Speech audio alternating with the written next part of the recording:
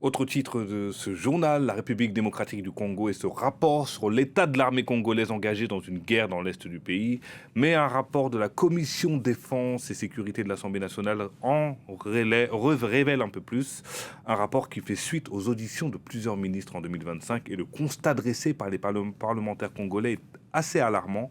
Écoutez les précisions d'Aurélie Bazaraki-Bangoula, notre correspondante à Kinshasa.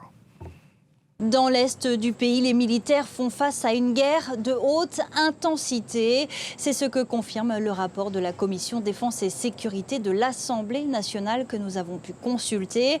Mais voilà, l'armée congolaise est minée par des dysfonctionnements qui l'empêchent de s'adapter au contexte de guerre, comme un manque de patriotisme, une faible motivation des troupes et une fragilité dans son commandement.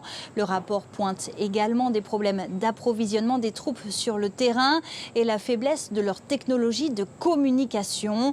Alors qu'en face, l'armée rwandaise qui appuie les rebelles de la FCM 23 possède du matériel de pointe et arrive à intercepter les messages de l'armée congolaise. Le rapport pose aussi la question des effectifs militaires. Les chiffres officiels et les effectifs réellement présents sur les lignes de front ne coïncident pas. Alors devant les parlementaires, le ministre de la Défense a affirmé que des efforts sont faits pour remédier à ces dysfonctionnements. Une mission d'inspection est en cours pour déterminer l'effectif réel des militaires. Des partenariats avec des pays amis sont établis pour s'équiper en matériel de communication moderne.